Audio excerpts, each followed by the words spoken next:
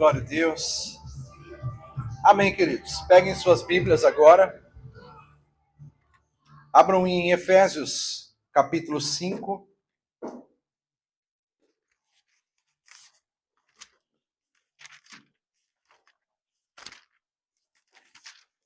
Efésios 5, nós vamos ler o verso 21.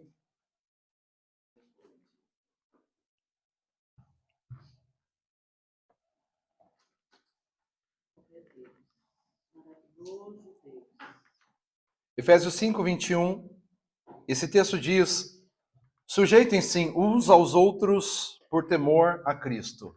Sujeitem-se uns aos outros por temor a Cristo. Amém? Mais uma vez, sujeitem-se uns aos outros por temor a Cristo. E Marcos, vamos ler Marcos capítulo 8. Marcos 8 são os dois textos que dão base para a nossa ministração de hoje. Marcos 8, verso 34, que diz: se alguém quer vir após mim, a si mesmo se negue, tome a sua cruz e siga-me. Se alguém quer vir após mim, a si mesmo se negue, tome a sua cruz e siga-me. Glória a Deus. Nós chegamos hoje à nossa temática, a disciplina da submissão. A disciplina da submissão. O paradoxo do servo que é livre. Martinho Lutero, ele escreveu que o cristão é o mais livre de todos os senhores e não está sujeito a ninguém.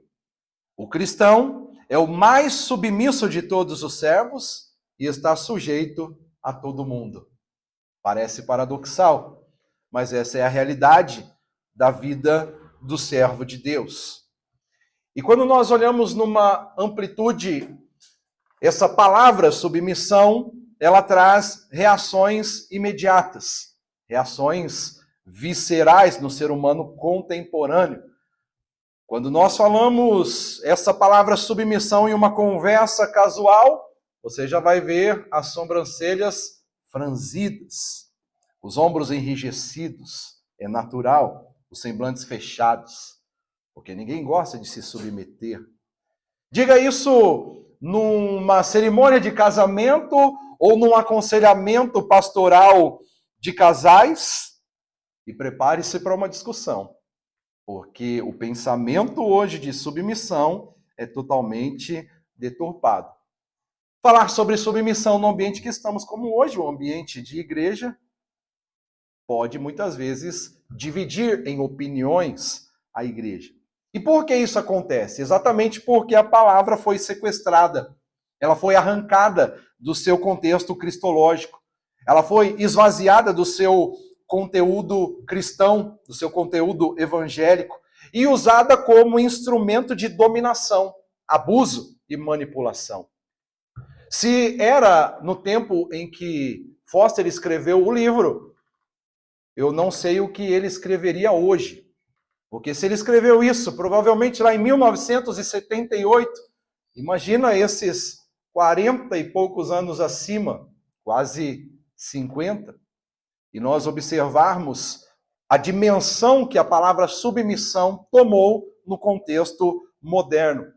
E já naquele tempo, Foster, ele abre esse capítulo com uma advertência dizendo: de todas as disciplinas espirituais, nenhuma tem sofrido mais do que a disciplina da submissão.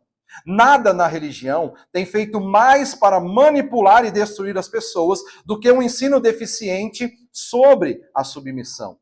Portanto, devemos entrar nessa disciplina com grande cuidado e discernimento, a fim de garantir que somos ministros da vida e não da morte. E aqui nós encontramos uma advertência não retórica, mas uma verdadeira advertência pastoral, e ela é necessária. Então, queridos, a história da igreja ela está marcada por abusos cometidos em nome da submissão. Mulheres mantidas em silêncio patológico, membros de congregações controlados por líderes narcisistas, filhos subjugados por pais tirânicos, trabalhadores explorados por empregadores que citavam Colossenses 3 para justificar a exploração.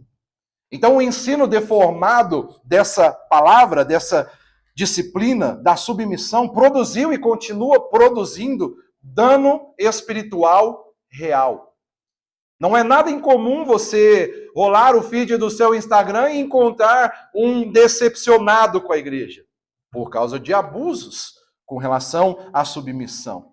Mas é necessário nomear isso com clareza antes de reconstruir o que a Bíblia chama realmente sobre submissão. Mas, da mesma forma, nós precisamos contemplar um perigo na mesma linha, que é o perigo da rejeição de toda forma de submissão. A rejeição total dessa disciplina. Então, hoje nós estamos sendo chamados a voltar com um olhar de equilíbrio, a voltar com um olhar bíblico para essa palavra. Então, em reação ao abuso, muitos cristãos, especialmente nas gerações mais recentes, descartaram por completo toda forma de submissão. Não existe mais. Filhos não se submetem aos pais. Esposas não se submetem ao marido. Maridos não se submetem a Cristo. E note que é uma cadeia depreciada, é uma cadeia destruída. Então há uma substituição pela cultura da autonomia radical. Eu mando em mim, eu cuido da minha vida, cada um cuida da sua vida.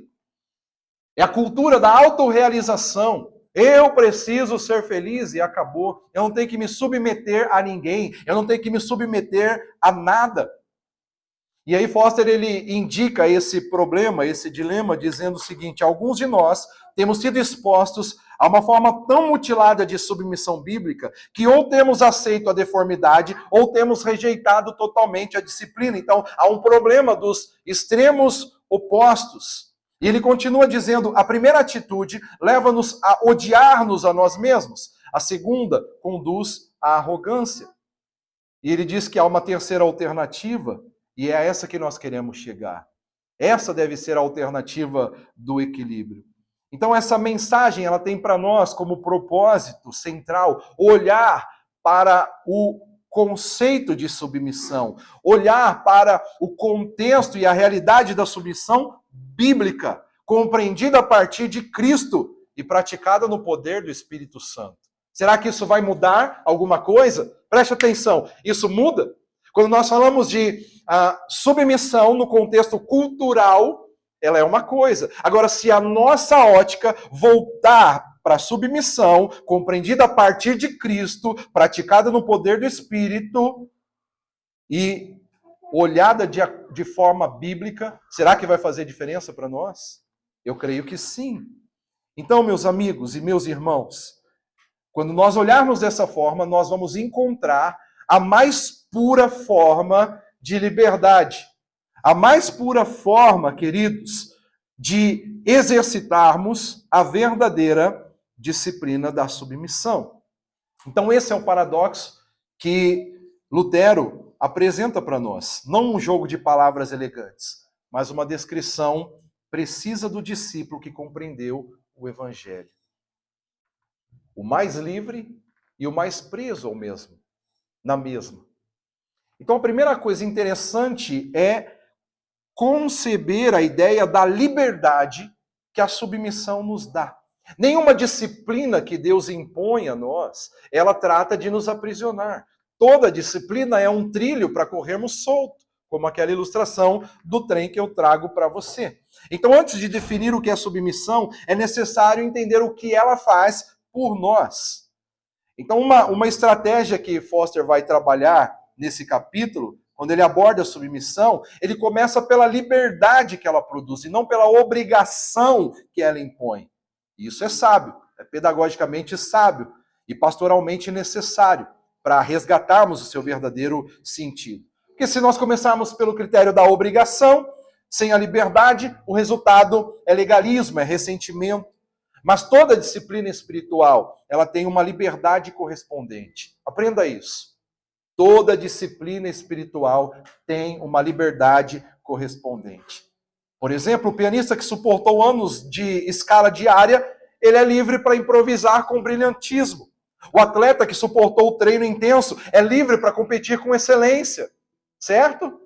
E quem suporta a disciplina da submissão é livre para carregar algo que pouquíssimas pessoas conseguem soltar: a obsessão de que tudo tem que acontecer do seu jeito.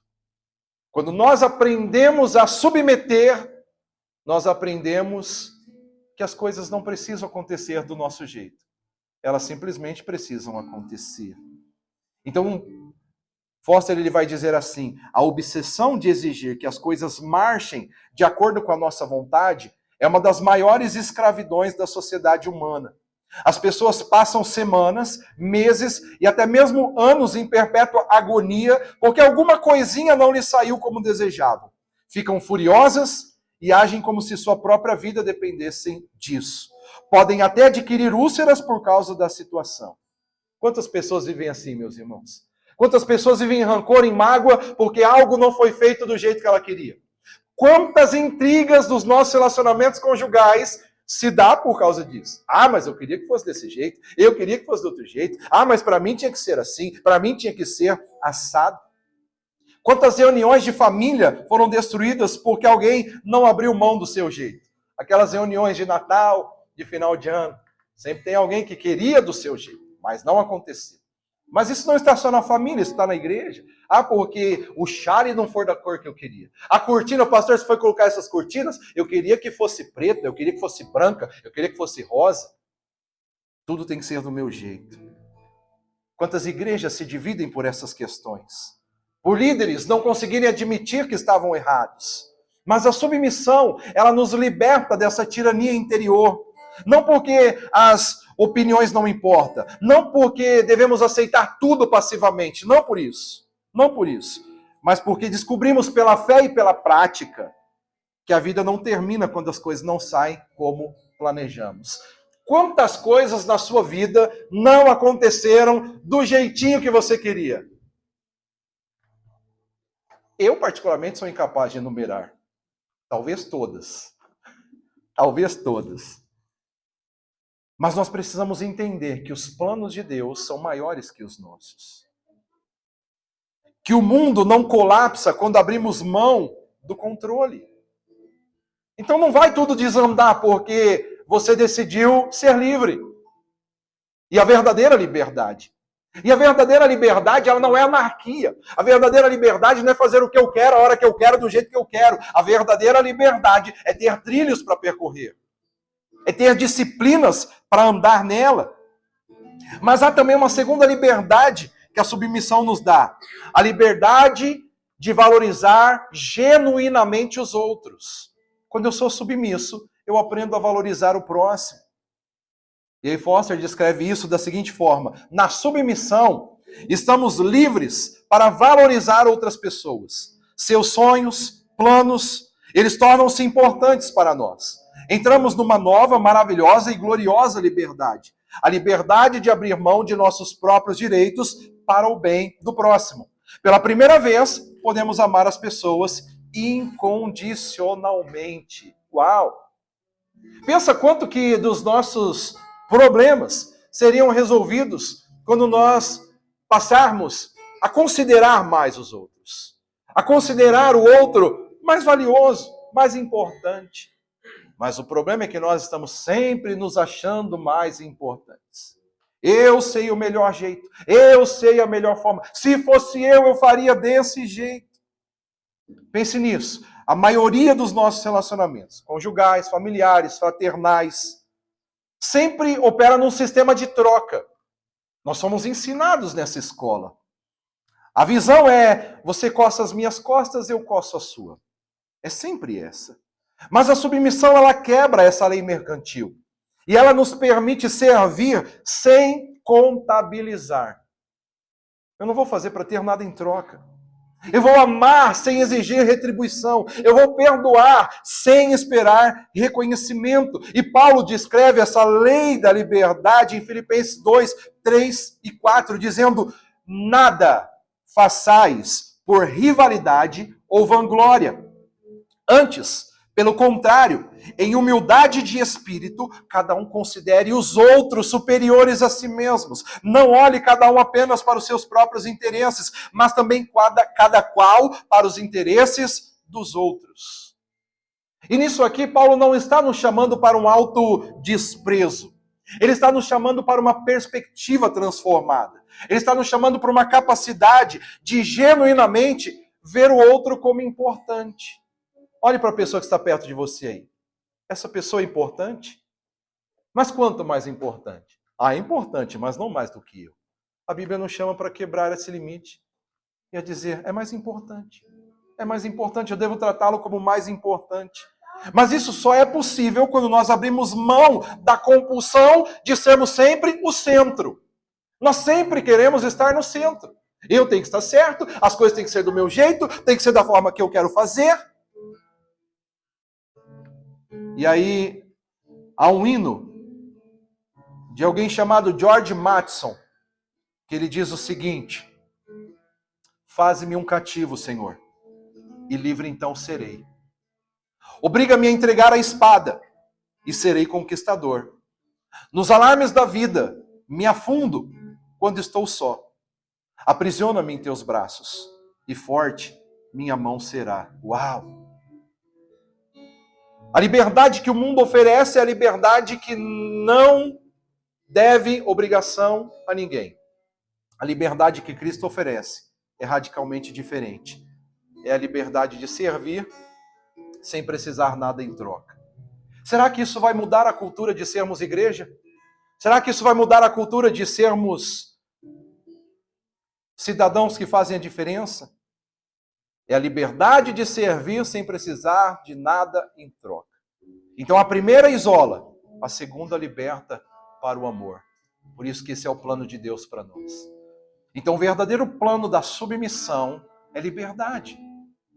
Alguém pensa, não, mas eu vou me submeter, eu vou me colocar a um jugo, eu vou me colocar a uma disposição, eu vou ficar preso a isso? Não, biblicamente eu vou me colocar à disposição, eu vou servir para ser livre, porque a maneira mais livre de existirmos é tendo a capacidade de servir, é tendo a capacidade de se doar, de ser liberto para o verdadeiro amor. E então nós entramos num segundo momento dessa ministração, é a compreensão do fundamento. Qual é o fundamento disso? Então, se eu não sirvo, se eu não me submeto, ou se eu me submeto para cuidar de mim ou para não cuidar de mim, se eu me submeto para me expor ou para não expor, que fundamento eu uso? Quem é a nossa lei? Quem é a nossa referência? A quem estamos servindo e a quem estamos seguindo, meus irmãos? Se o seu nome é cristão, significa pequeno Cristo. Quem é que você segue? Quem é que você serve? Quem? A Cristo. Vocês não sabem nem quem vocês estão servindo? O fundamento para essa submissão é Cristo. E a vida de cruz. Note que é vida de cruz. Não é momento de cruz. Então a submissão cristã, ela não é uma virtude moral, ela é uma resposta ao Evangelho. Para compreendermos a submissão bíblica, é absolutamente indispensável começar onde ela começa. E aonde a submissão bíblica começa? Em Cristo. Ele é a referência, ele é o padrão. Não é uma lista de regras, não é uma hierarquia de autoridades, é Cristo. O padrão de referência para o entendimento bíblico de submissão é o que nós lemos como base desse texto, dessa mensagem. Se alguém quer vir após mim, a si mesmo se negue, tome a sua cruz e siga-me. Então entenda, meus irmãos, que para avançarmos nesse entendimento, nós precisamos desfazer um equívoco. A autonegação que Jesus ensina não é autodesprezo. Não é ódio de si mesmo. Não é anulação da personalidade ou da identidade. Foster ele vai dizer o seguinte: o desdenhar de si mesmo alega que não temos valor. E mesmo que tivéssemos, deveríamos rejeitá-lo. A autonegação declara que somos de valor infinito e ainda nos mostra como percebê-lo. Mas Jesus, nunca pediu que nos odiemos. Ele mesmo fez do amor próprio o padrão do amor ao próximo. E por isso disse: amarás o teu próximo como a ti mesmo. Então não é um autodesprezo. A submissão não é se colocar numa posição inferior. Autonegação e amor próprio, eles não estão em conflito, eles estão integrados. Então o que a autonegação significa? Significa simplesmente e profundamente que a nossa felicidade não depende de conseguir sempre o que queremos. Que não somos o centro do universo. Ei, queridos, hoje nem com cheiro de feijoada na fuça os irmãos vão dar glória a Deus, porque essa é difícil de engolir. Essa feijoada de hoje, Fidelis, é difícil de engolir. Porque essa mensagem nos chama a sair da centralidade e deixar Cristo assumir o centro para que eu veja o outro superior a mim mesmo. Meu Deus, é muito longe do meu ego isso tudo. É muito longe da minha vontade, eu quero aparecer. Que cresça eu e ele diminua. Meus irmãos, nós precisamos compreender, queridos, que a submissão que estamos falando aqui trata de podermos viver de forma plena e alegre, mesmo quando as coisas não saem como planejamos. É a libertação da tirania do ego. É o modelo de autonegação, que não é uma filosofia de vida. É uma pessoa. O modelo não é uma filosofia. Não é uma lista de regras, é uma pessoa. Paulo escreve a passagem mais densa de toda a sua teologia da submissão em Filipenses 2, versos 5 a 8. E ele diz o seguinte: tende em vós o mesmo sentimento que houve também em Cristo Jesus, o qual, subsistindo em forma de Deus, não considerou como usurpação ser igual a Deus, mas a si mesmo se esvaziou, assumindo a forma de servo, tornando-se em semelhança de homens, reconhecido em figura humana, a si mesmo se humilhou, tornando-se obediente até a morte e morte de cruz. Você consegue observar a escada decadente, a escada descendente aqui, a descida de Cristo, da forma de Deus à forma de servo, da igualdade com o Pai à obediência até a morte, do trono à cruz. Ele que tinha todo o direito de exigir, escolheu servir. Ele que podia ter pedido uma legião de anjos, escolheu a entrega voluntária, e não foi por coação, foi escolha. Foi a mais radical autonegação que o universo já testemunhou. Então Paulo ele diz: tende em vós o mesmo sentimento. Quanto que você está disposto a descer para servir? Quanto que você está disposto a abrir mão para servir, para se submeter? E aí nós temos esse chamado não como uma sugestão, mas um imperativo. É um imperativo fundamentado no indicativo do Evangelho, porque Cristo se humilhou por nós, somos chamados a viver uma postura de humildade uns com os outros. Então a submissão, ela não nasce do mérito humano, ela nasce da gratidão do Evangelho. Então se Cristo me amou, se Cristo se entregou por mim, eu também entrego a minha vida pelo próximo.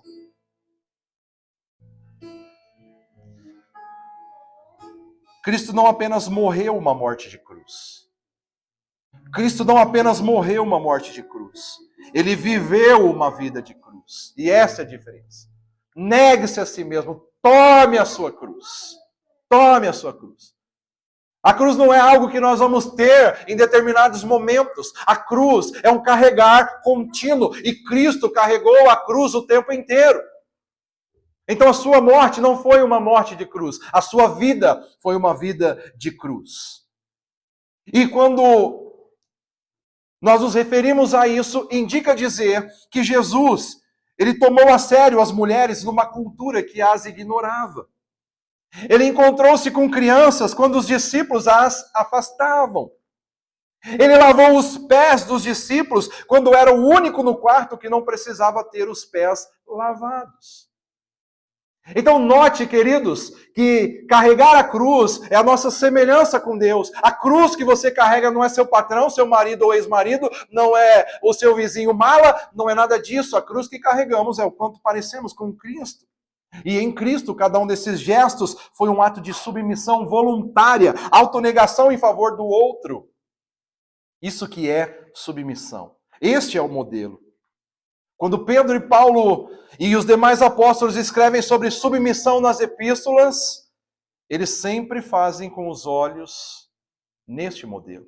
O modelo é Cristo. O padrão é Cristo. Eles não fazem olhando para uma estrutura social. Eles não fazem olhando para uma hierarquia de poder. Mas eles olham para Cristo. Portanto, cada um de vós ame sua esposa como a si mesmo. Por quê? Porque Cristo amou a igreja e se entregou por ela. Efésios 5:25. Pedro, sujeitai-vos a toda instituição humana. Como?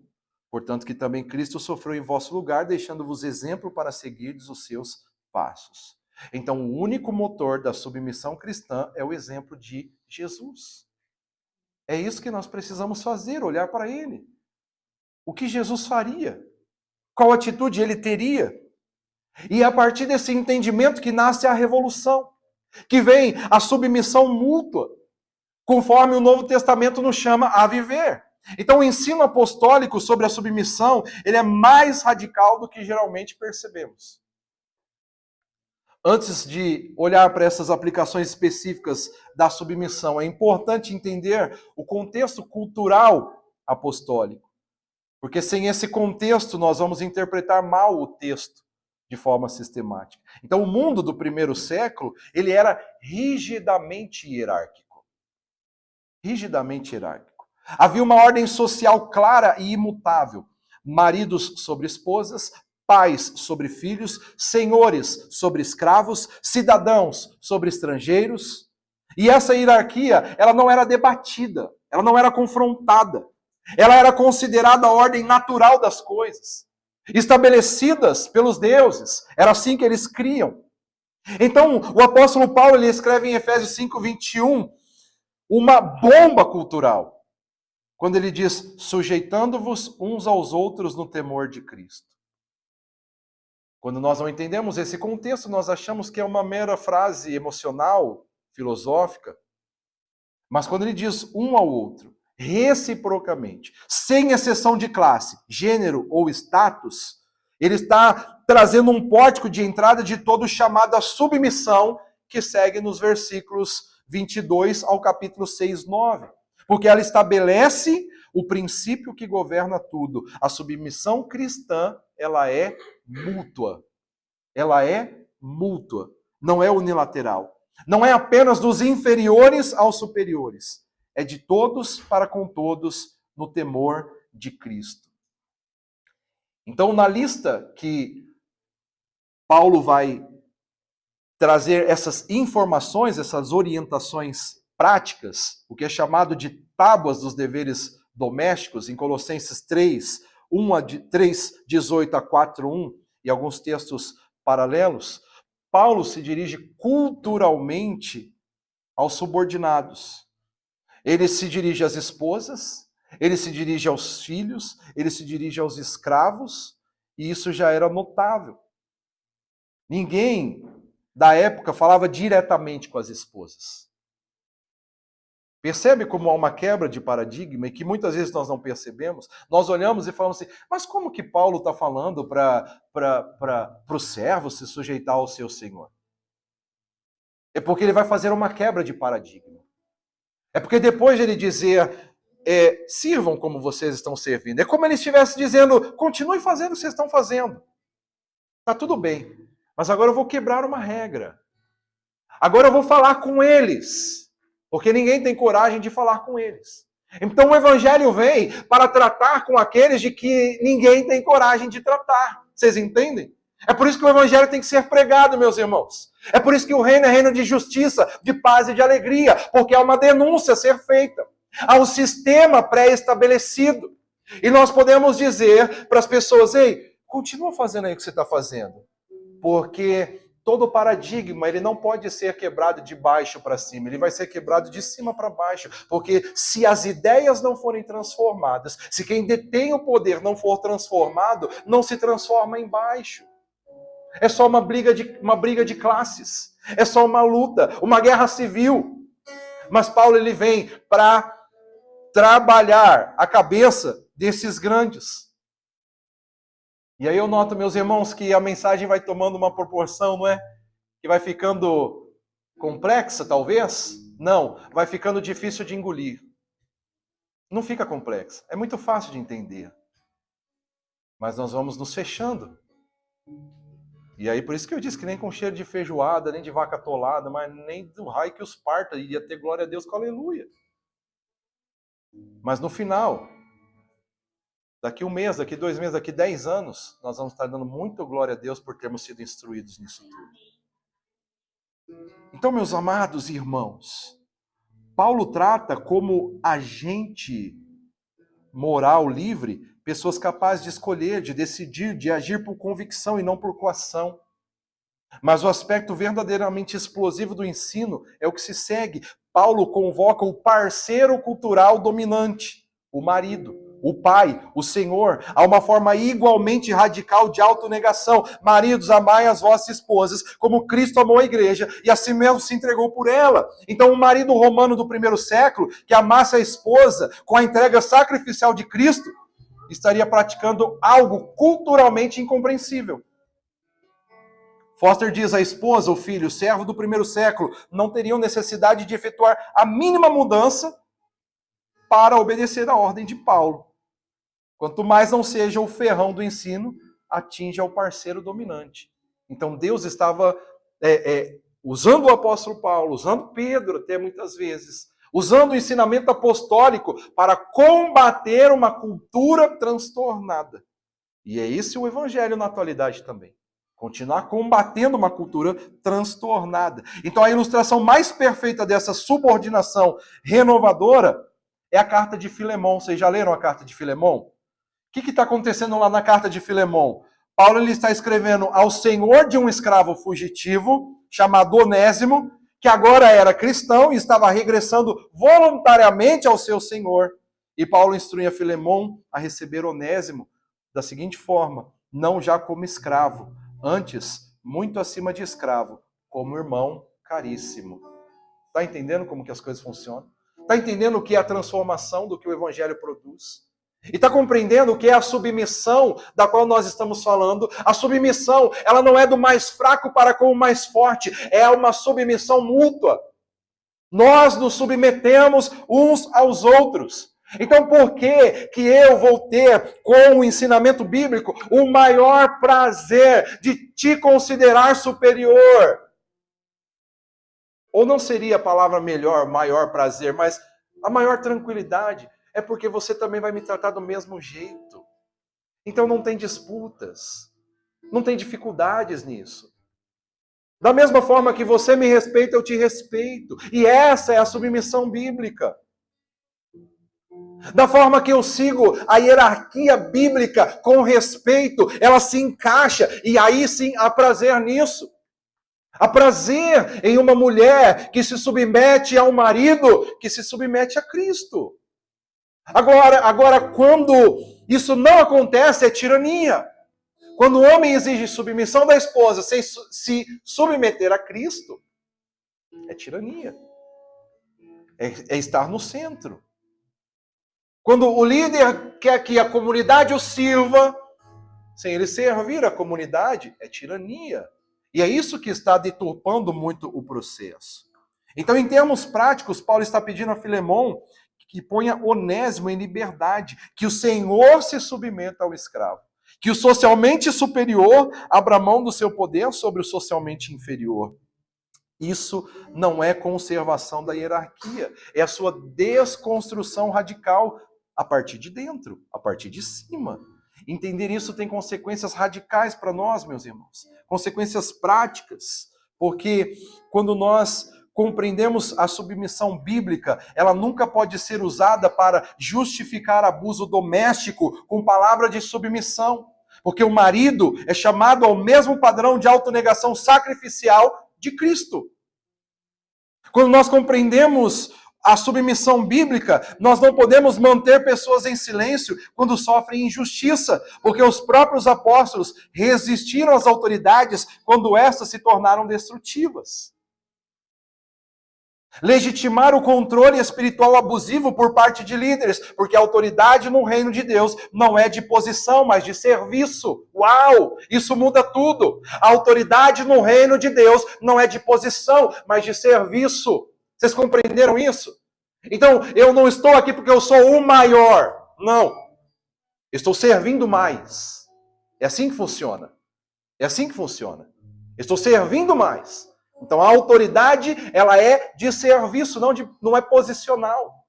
Não, porque eu sou o pastor, olha a minha carteirinha, olha aqui minha autenticação, olha a minha consagração. Não, olha como eu estou servindo, eu estou ensinando, eu estou direcionando, eu estou orientando. A liderança de uma juventude, a liderança das mulheres, a liderança dos homens, é assim que tem que ser, queridos.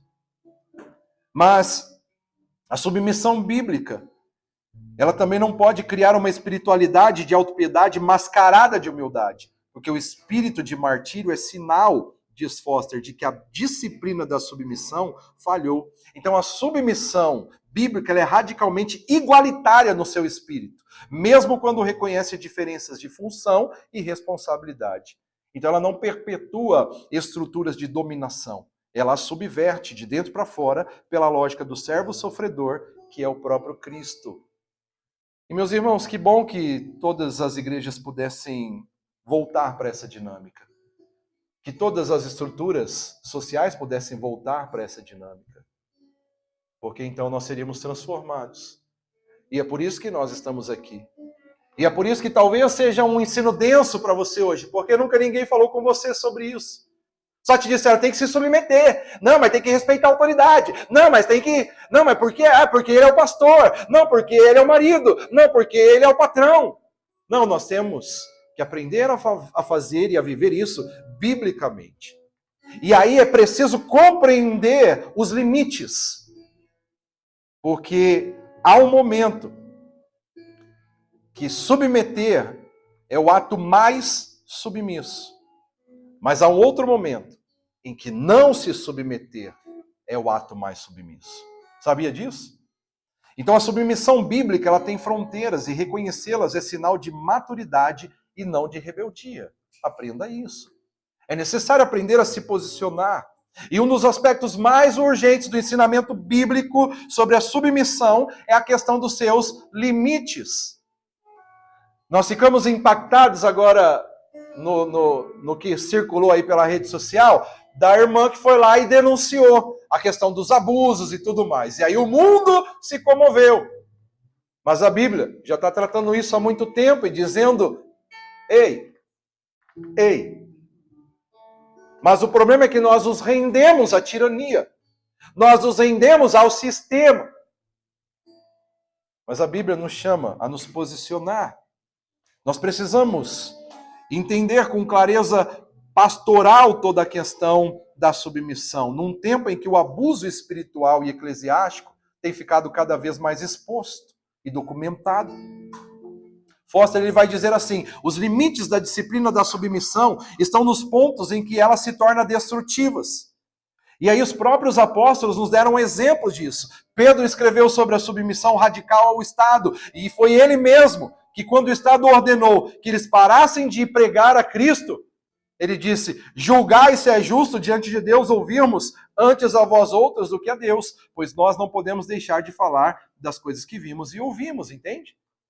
Então o mesmo que disse, olha, respeitem as instituições humanas, depois ele combateu, dizendo, nós não podemos parar de falar do que temos isso. Então há limites, diga para o seu irmão, há limites. Amém? Paulo escreveu que todo homem deve se sujeitar às autoridades, Romanos 13:1, mas foi ele mesmo que, ao ser ilegalmente preso em Filipos, insistiu publicamente na correção do erro cometido pelas autoridades, em Atos 16:37. Percebe? Que tem limite? Então, meus irmãos, os dois eles não eram incoerentes, eles entendiam que a submissão tem fronteiras. O pensador alemão Johannes Hamel, ele definiu bem esse limite. A subordinação inclui a possibilidade de uma resistência orientada pelo Espírito, de um repúdio apropriado e uma recusa pronta a aceitar o sofrimento neste ou naquele ponto particular. Então, o que nós precisamos em tudo isso? Discernimento espiritual. Quando é que eu me posiciono? Quando é que eu me coloco? Mas as pessoas estão mesmo com o espírito gritando, com a luz acendendo, elas estão ficando caladas. Ah, é melhor não me envolver. É melhor não meter a mão nisso. E aí se submetem à tirania. Então veja, a resistência orientada pelo Espírito não é arrogância, não é rebeldia impulsiva, mas é a recusa mansa, firme e corajosa de obedecer quando a obediência se torna instrumento de destruição. Então alguém que pede para a mãe bater no filho irracionalmente, essa mãe deve recusar, claro. Uma criança a quem se pede cumplicidade numa prática ilegal deve ser recusado, percebe? Um membro de congregação a quem um líder pede que corte relações com a família por motivos de controle espiritual, deve recusar. Esses são limites nítidos. Então é assim que nós precisamos entender. Fronteira, limite. O que é certo? O que é biblicamente correto? Então tem casos mais complexos. Então, o que dizer do parceiro matrimonial que se sente suprimido, impedido de realização pessoal por causa da carreira profissional do cônjuge? O que dizer do professor que é injusto ao dar uma nota a um aluno? Que faz o empregado prejudicado pela promoção baseada em favoritismo? Essas questões não têm resposta simples. E aí Foster é honesto, não existe uma lei de submissão que cubra todas as situações. A ética casuística sempre falha. Então o que temos é uma lei universal. É o Espírito Santo como discernidor. É o Espírito que conhece os pensamentos e os intentos do coração, os nossos e os dos outros, e é quem nos guia no discernimento caso a caso. E aí, aproveitando o momento, aproveitando o cenário, aproveitando toda a dinâmica que vivemos nesse tempo, eu preciso trazer aqui uma palavra especial sobre o abuso espiritual eclesiástico, que é uma realidade crescente e documentada atualmente. O uso da autoridade. Gravem isso, meus irmãos. Memorizem isso, porque em um futuro muito breve, muitos de vocês estarão em posições de liderança, de pastoreio. Amém? Sim ou não? Estarão cuidando de rebanhos. Mas isso já começa dentro da sua casa. Já começa na sua aplicação agora. Então, o uso da autoridade pastoral para controlar, manipular, isolar e silenciar membros da congregação é uma violação grave, tanto do evangelho quanto da disciplina da submissão. Nenhum texto bíblico sobre submissão à liderança pode ser legitimamente usado para proteger um líder abusivo. Denuncie, meus irmãos. Não permita essa realidade. Nós vimos recentemente o exemplo de uma igreja no Brasil que estava tomada por esse sistema. Abuso. E não era só a igreja principal, era toda a sua ramificação. Eu tenho uma prima nos Estados Unidos, e quando ela chegou para lá, porque estava aqui no Brasil, ia nessa igreja, nos Estados Unidos foi lá, e depois ela ficou muito tempo, e até hoje ela conversa comigo, ela fala assim, olha, eu ainda lido com muito problema pelo tanto do que nós fomos abusados naquela igreja. Então note, meus irmãos, que é muito perigoso isso. Jesus ele foi absolutamente claro. Sabeis que os que são considerados como governantes dos povos os tiranizam, e os seus magnatas os dominam. Aí ele diz, mas entre vós não é assim. Isso está em Marcos 10, 42 e 43. Então o líder que usa a doutrina da submissão para proteger o seu poder, inverteu o evangelho. Cuidado. Fale para o seu irmão, cuidado.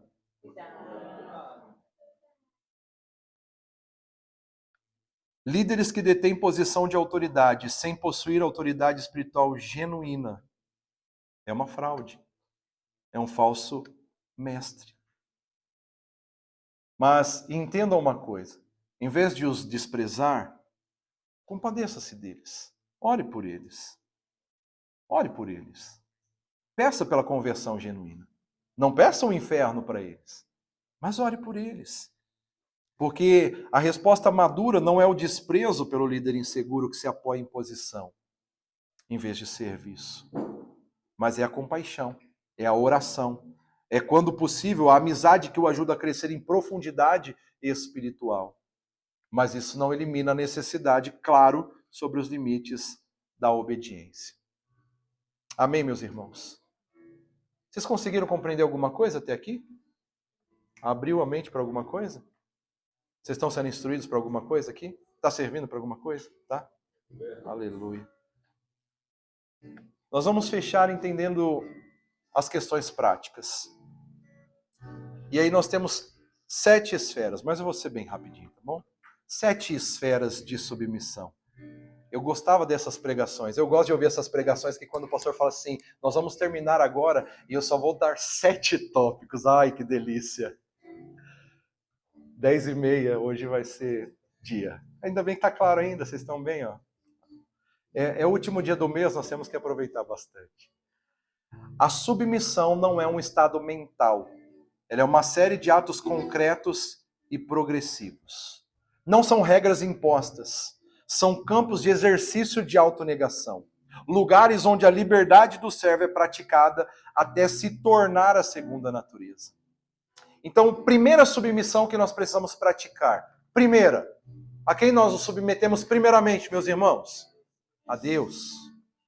Primeiramente nos submetemos a Deus e tudo começa aqui. Quem não se submete a Deus não vai se submeter a mais nada. Então a submissão a Deus não é uma resignação fatalista. É a confiança ativa em um Pai soberano e bom. Então uma prática diária importante é iniciar o seu dia com a oração. Como quiseres, o que quiseres e quando quiseres. Amém? Comece o seu dia com essa dinâmica. Deus, eu me submeto plenamente ao Senhor. Como quiseres, o que quiseres e quando quiseres. Essa oração não é passividade. É a declaração de quem aprendeu que o Pai sabe mais do que eu. Me ama mais profundamente do que eu. Age com sabedoria que ultrapassa a minha compreensão. É a oração de Jesus lá no Getsemane. Entretanto, não seja o que eu quero, mas o que tu queres, em Mateus 26:39. Então, aquele que pratica essa submissão, ele regularmente será capaz de exercê-la nas demais esferas. E aí nós passamos para a segunda submissão, a submissão bíblica. Submetermos-nos à palavra de Deus escrita significa ouvir antes de opinar, receber antes de criticar, obedecer antes de compreender totalmente. Então, numa cultura em que cada pessoa é árbitro final da sua própria vida, submeter-se à autoridade das Escrituras é um ato radicalmente contracultural. Então, por que você não vai fazer isso? Porque a Bíblia diz que não é para fazer. E pronto. Ah, mas por que você faz essas coisas desse jeito? Porque a Bíblia diz que é assim. E eu me submeto. Então, se você quer ter uma vida submissa aos padrões de Deus, acate o que a palavra dele diz para mim e para você. Então, Escrituras é um ato radicalmente contracultural. Não porque a Bíblia nos anula, mas porque ela nos orienta para além das nossas preferências e limitações. Então, a submissão à Bíblia nos protege da idolatria de nós mesmos. Uau! A submissão à Bíblia nos protege da idolatria de nós mesmos. Terceira submissão, submissão à família. Foster propõe um lema para a família, e é Filipenses 2,4. Não olhe cada um apenas para os seus próprios interesses, mas também cada qual para os interesses dos outros. Então uma família não faz, ninguém pode fazer, eu vou fazer isso porque é melhor para mim. Tudo que é feito em família, pessoal, o que é bom para nós? É assim que funciona. Não, mas para mim eu penso que é assim, não. Pessoal, chega aí. A gente que vai chegando também, às vezes a gente vai acostumando, primeiro a gente vive sozinho, aí a gente vai tomando os partidos. Aí depois a gente casa, aí resoluciona só com a esposa. Aí depois vem o filho é pequeno, ele não decide nada. Mas chega uma fase que ele também precisa começar a fazer parte das decisões. Filhos, vamos tomar decisões. O que vocês pensam sobre isso? É importante. É a submissão à família. Então, o ato básico de submissão familiar é o compromisso de ouvir. Realmente ouvir, não para responder, não para corrigir, não para defender, mas para entender.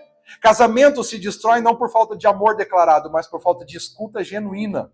Filhos se afastam dos pais não por falta de provisão, mas por falta de atenção real. E a submissão familiar começa com os ouvidos.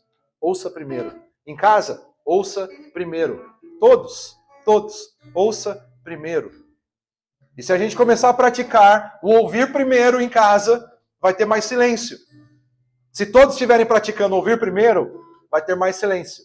E se tiver mais silêncio, tem mais clareza nas decisões. Porque aí Cristo fala, uau, e nós ouvimos com clareza. Quarta submissão, a submissão aos vizinhos e ao próximo no cotidiano. Se submeta aos outros. Atos simples de bondade e consideração para os que partilham o nosso espaço de vida, repartir o alimento, ajudar quando há necessidade, tratar com gentileza os que nos prestam serviço, ter paciência no trânsito, ser cortês com um funcionário cansado. Nenhuma tarefa é pequena demais, insignificante demais, pois cada uma delas é uma oportunidade de viver em submissão. A santidade é sempre encarnada. O caráter se revela não nos momentos grandiosos, mas nas escolhas pequenas e repetidas do cotidiano. Na sexta-feira nós paramos em casa, já era de noite, já estava escuro. Ou seja, então já era bem tarde, né? Para já estar escuro.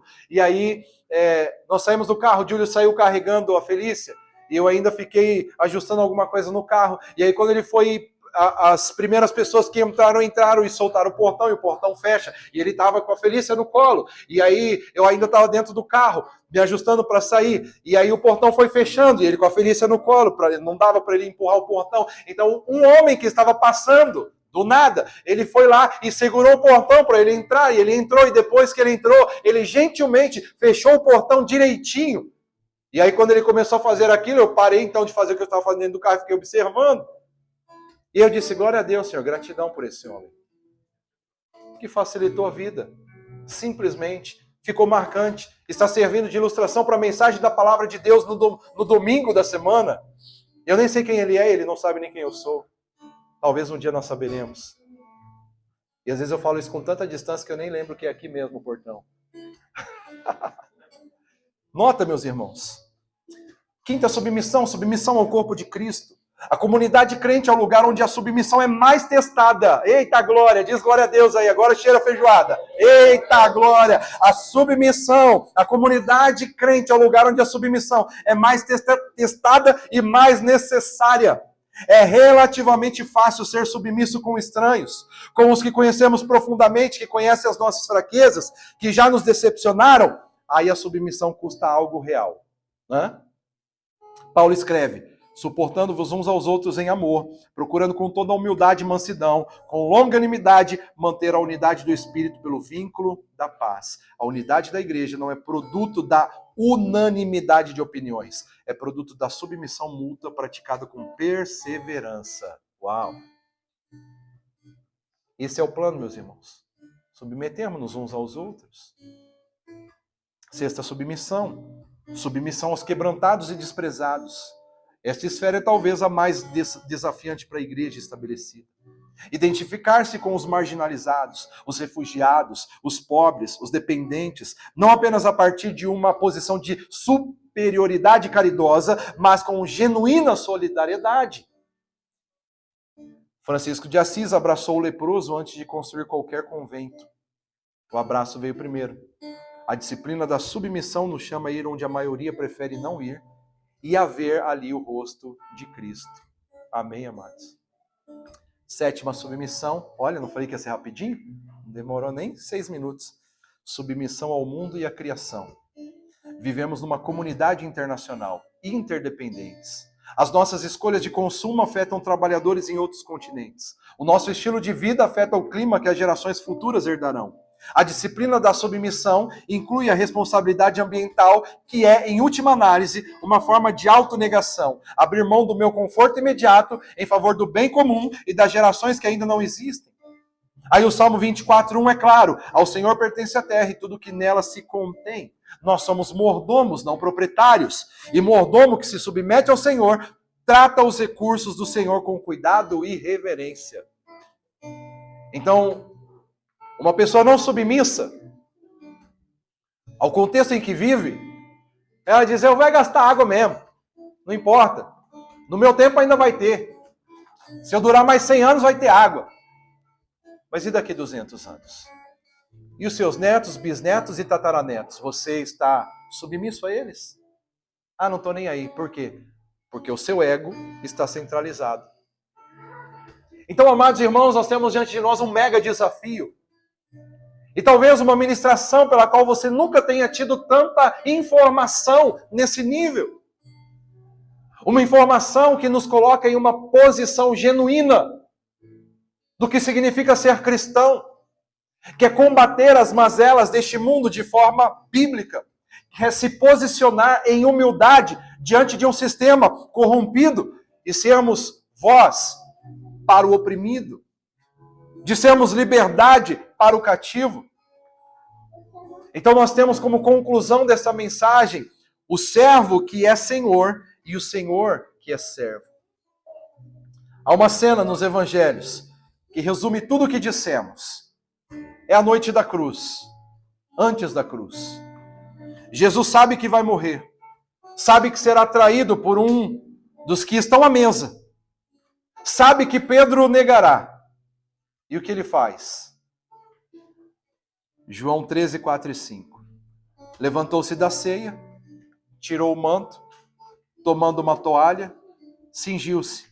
Em seguida, deitou água numa bacia e começou a lavar os pés dos discípulos. Você lavaria os pés de quem você sabe que vai te trair? Você lavaria os pés de quem você sabe que daqui a pouquinho vai te negar? Eu posso garantir para vocês que não é nada simples. Eu lavei os pés literalmente de pessoas que depois me negaram. Eu lavei os pés literalmente de pessoas que depois nos traíram. Eu e ela lavamos os pés de pessoas, literalmente lavamos os pés de pessoas que depois nunca mais se importaram conosco. Você seria capaz? Mas eu apenas sigo o exemplo de Cristo. O Filho de Deus com uma toalha na mão, de joelhos diante de homens que o abandonarão poucas horas depois. Pedro fica horrorizado. Senhor, tu me lavas os pés? E Jesus respondeu com clareza, porque eu vos dei o exemplo para que, como eu vos fiz, façais vós também. Não é sugestão, não é ideal, inatingível, é chamado. É o caminho do discipulado. A submissão bíblica não é fraqueza, é a forma mais alta de força, porque exige morrer ao ego todos os dias. Não é servilidade, é serviço voluntário, porque brota da liberalidade de quem não precisa provar nada. Não é anulação de identidade, é a sua mais plena expressão, porque somos mais nós mesmos quando mais nos assemelhamos com Cristo. E o que eu gosto desta passagem é que o texto bíblico, em uma certa versão, vai dizer assim: e Jesus, sabendo quem era e para que tinha vindo, pegou uma toalha. Só é capaz de servir quem reconhece a sua identidade a partir de Cristo. Por isso Lutero tinha razão. O cristão é, simultaneamente, o mais livre de todos os senhores e o mais submisso de todos os servos, porque encontrou em Cristo tanto a sua liberdade quanto o seu modelo. E quem realmente encontrou Cristo não precisa mais impor seu jeito, defender o seu status, controlar os seus relacionamentos. Pode finalmente, livremente, de joelhos e com uma toalha na mão, servir. E nesse servir, descobrir a vida que realmente é vida. Quem, pois, quiser tornar-se grande entre vós, será esse o que vos sirva. E quem quiser ser o primeiro entre vós, que seja o servo de todos. Porque o próprio Filho do Homem não veio para ser servido, mas para servir e dar sua vida em resgate de muitos. Uau! Dá vontade de ser crente, não dá? para esta semana, meus irmãos. Identifique uma área da sua vida em que a compulsão de fazer do seu jeito tem gerado conflito e ansiedade ou ressentimento. Traga essa área diante de Deus com a oração de Keynes. Como quiseres, o que quiseres, quando quiseres. E observe o que acontece quando você largar o controle. Sabe aquilo que você quer que sempre aconteça do seu jeito? Abandona, larga e diz: Deus, está na sua mão. Outra prática para essa semana: escolha uma relação próxima, um cônjuge, o filho, o amigo, o colega, e pratique durante essa semana um ato concreto de submissão voluntária. Priorizar o que o outro precisa antes do que você, sem anunciar e sem contabilizar. Que tal? Você escolher alguém essa semana sem falar para ela. Mas imagina que você vai chegar lá na sua escola, vai olhar para alguém e vai falar: essa semana eu vou servir esse camarada. E aí você vai ajudar ele em tudo. Você vai perguntar: quer água? Quer isso? Precisa daquilo? Quer que eu segure para você? Quer que eu carrego a sua mala? Tem coragem? Já pensaram? Lá no trabalho? Alguém que você vai ter coragem de chegar e falar assim: não, essa semana eu faço isso para você. Essa semana, deixa claro. Mas eu vou fazer isso para você. Tá entendendo? Você vai começar um novo trabalho, imagina já chegar assim, vai ser um arrebento. Por fim, meus irmãos, uma terceira prática. Examine honestamente se há alguma autoridade em sua vida eclesial, conjugal, profissional, que está a cruzar os limites da submissão saudável para o território da destruição. Se sim, busque aconselhamento pastoral sábio e a orientação do Espírito Santo para agir com mansidão e firmeza. Avalie e peça discernimento do Espírito Santo. E afinal de contas, vimos isso, que a submissão, ela pode encontrar um caminho de confronto, mas precisa ser dirigida pelo Espírito. Fique de pé, meus irmãos, e agora é hora de você tomar atitudes, porque essa mensagem está só começando. Pai,